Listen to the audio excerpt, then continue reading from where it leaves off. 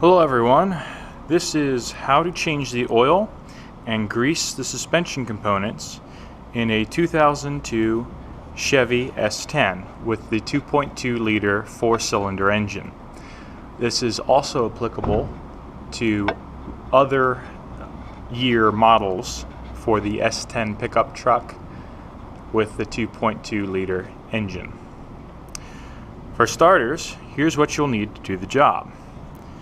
An oil catch pan, oil filter wrench, a funnel, a ratchet with a 15mm socket end,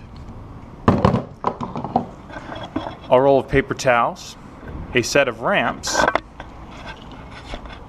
a grease gun with a tube of grease loaded into it, 4.5 quarts of oil, and a replacement oil filter. The first thing you need to do is set your ramps up and get the vehicle on them. To get the vehicle on ramps, place the ramps directly against the front tires with the tires pointing straight ahead.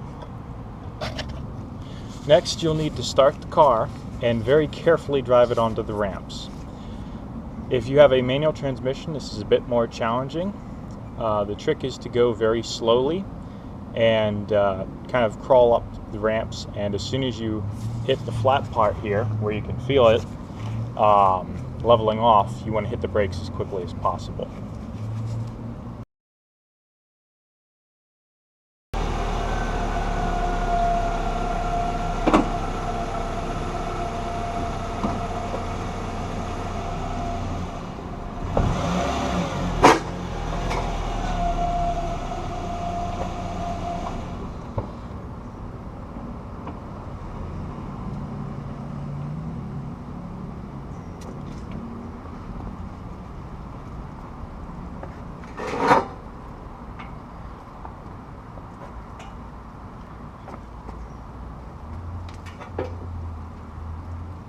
It's possible for the ramps to slip when you're putting them on, so make sure they're still pointed straight.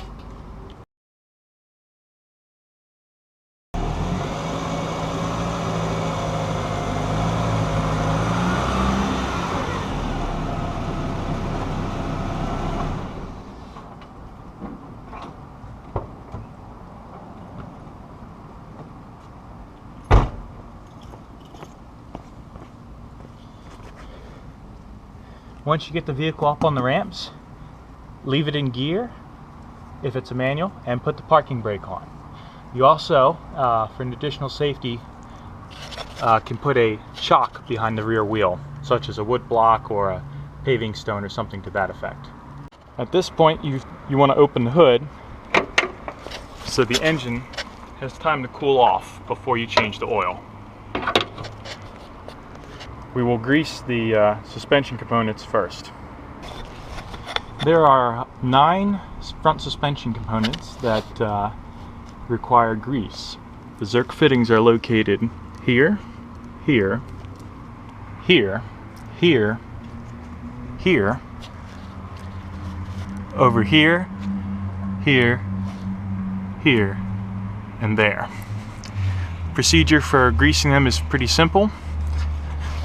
First, you want to wipe off any old road dirt or residual grease from the Zerk fitting.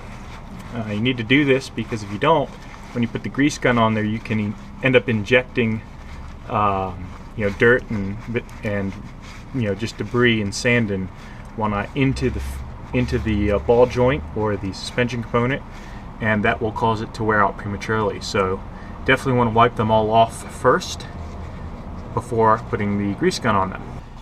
Once you've got the fitting clean,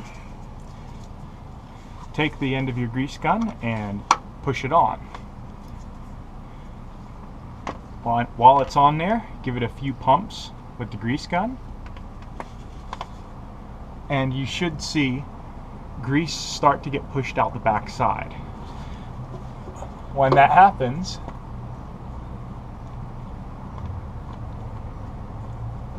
you know you've got enough in there.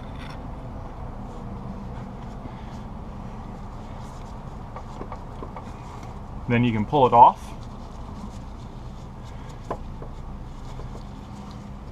Wipe the excess grease off.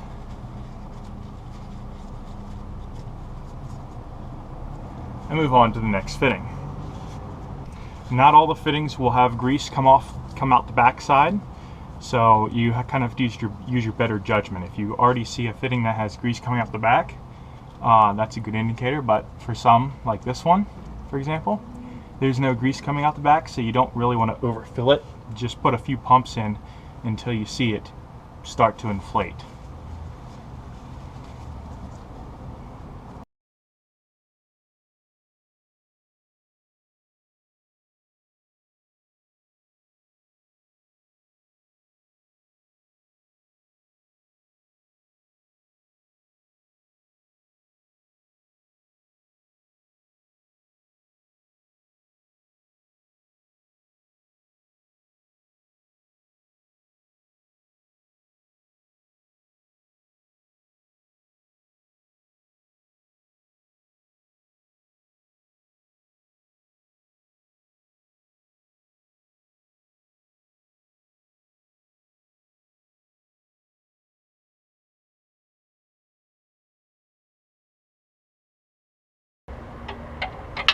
It bears mentioning that this is kind of a dirty job, so when you're doing it, you're not going to want to wear a nice t-shirt or pants.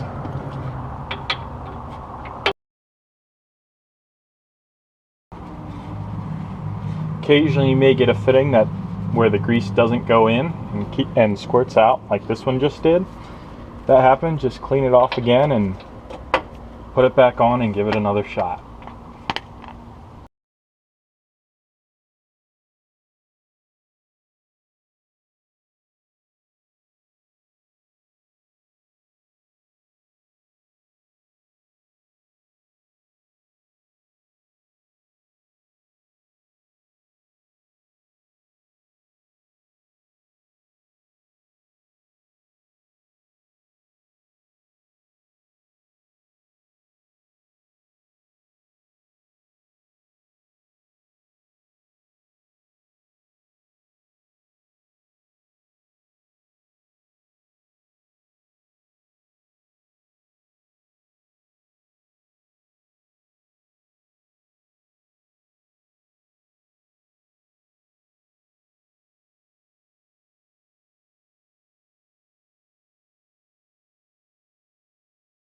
At this point, your suspension is done and it's time to go change the oil.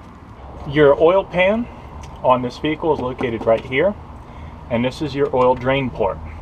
So you're going to need to put your oil catch pan underneath and kind of off to this side so you can capture the oil when it sprays out. The oil filter is located right here. It has a very convenient plastic trough.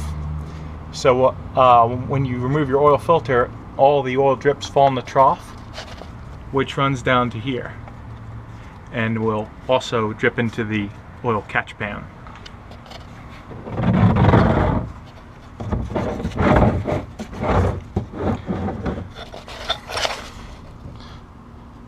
Set up your catch pan like so, and make sure you've got the cap open and the vent open before you remove the oil drain plug.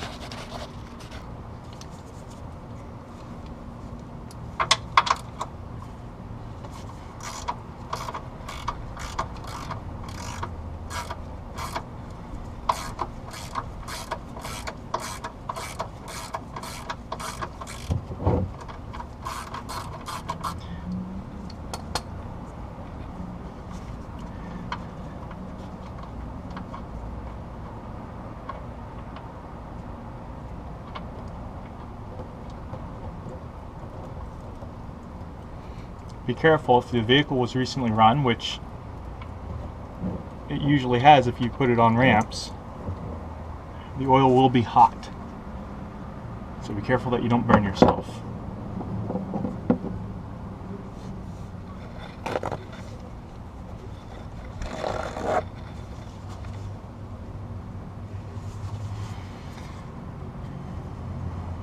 While your oil is draining, take your oil drain plug, and there's a magnet on the back end of it that's used for capturing metal fines, and go ahead and wipe it off.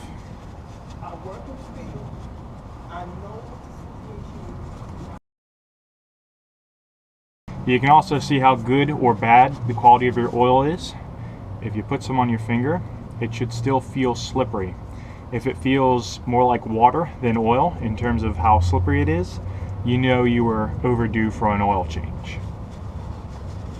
At this point, we can go ahead and pull the oil filter. Go ahead and take your oil filter wrench, place it on there, and begin to loosen it.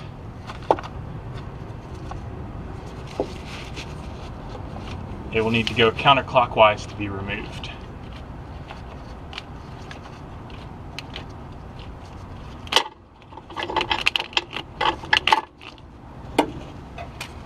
And generally they can be removed by hand once you get them a quarter turn or so off. Once you get it far enough off, you will see the oil begin to leak out. Make sure your pan is properly positioned to catch it. Once you've got the oil filter completely loose and able to be removed, make sure you hold the open end upwards. Otherwise, it will spill oil all over you and all over the ground. Place it in your oil pan and upend it to drain all the oil out. Now you just have to wait for all the oil to drain out, and it's a good time to go around with paper towels and wipe up all the drips. If you happen to miss the pan with a large quantity of oil and you're on a paved surface, cat litter works very well for soaking up oil. Just put a little down and grind it into the concrete or pavement with your foot, and it will very quickly soak it all up, and then can be swept up and thrown out. When disposing of your oil, your local auto parts store like an AutoZone or O'Reilly's or Napa typically is a collection bin where you can bring your old oil to them and they will take it off your hands for free. Do not dispose of used oil in the trash or down city sewers. At this point, you can go ahead and install your new oil filter. Save the lid of your box to write down your mileage on, so you know when the next time you need to change it is. Go ahead and take a fingerful of your old oil and put it on the seal of your new oil filter and the threads of your new oil filter, so everything is good to go when you go screw it in. Go ahead and wipe off the surface of your where you're going to thread in the oil filter before you put your new one on there, just to make sure there's no dirt or grit that got on it while you're changing it. And go ahead and take your new one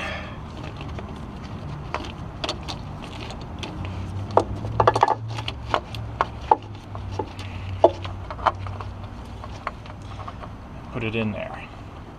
Once you've got it up there, you might want to turn it a few turns backwards to make sure you don't cross thread it before tightening it down.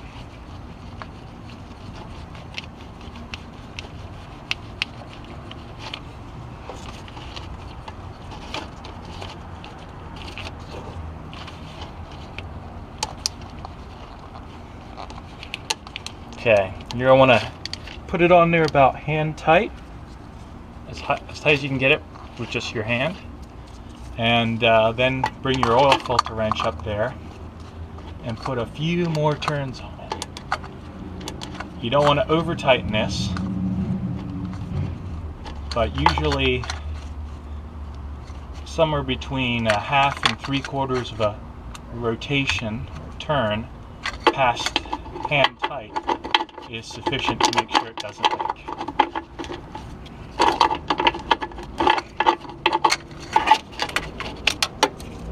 Once you've got it on there, you should not be able to loosen it with your hand. At this point, you've gotten enough oil out. You don't need to worry about the last couple drops here. You can go ahead and reinstall your oil drain plug.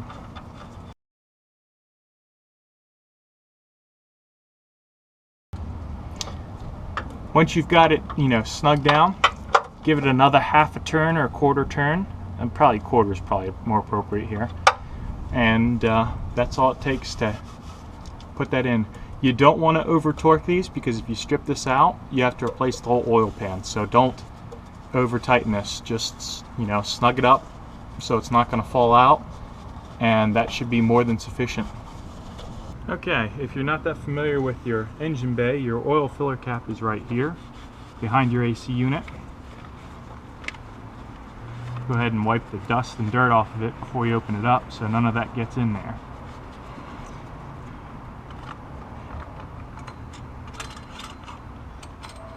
This truck takes 5W30 motor oil, which is what we've got to put in it here. And it typically takes about 4.5 quarts. You can use your dipstick here to make sure you've got enough. If you're in the crosshatch section, you're generally okay. If you're at the bottom hole, you need to add another quart.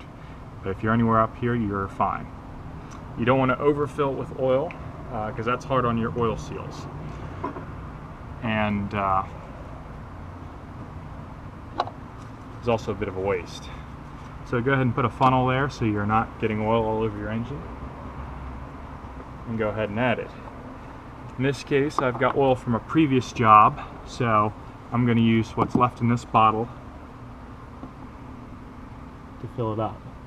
If you've got a brand new one of these size bottles, they're 5+ quarts, so you will not need the entire bottle.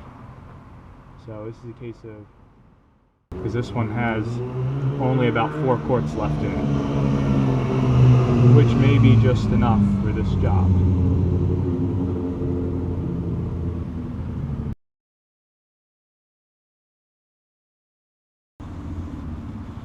Now you're going to want to use your dipstick and verify that you've got enough in there. So go ahead and put it all the way in, and then remove it.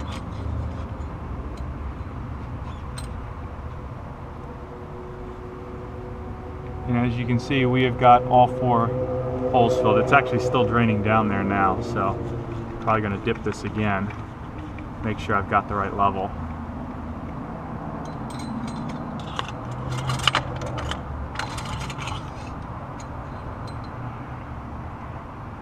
Yes, we definitely have got enough.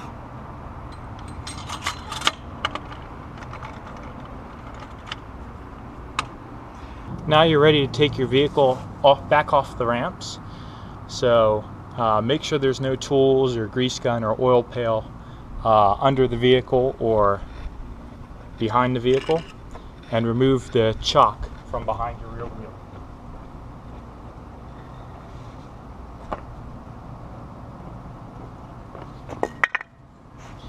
To take the vehicle off the ramps, simply put it in reverse and slowly reverse off the ramps. You're probably going to be riding the brake most of the time, because it's going to want to go very quickly as soon as you get off the flat spot.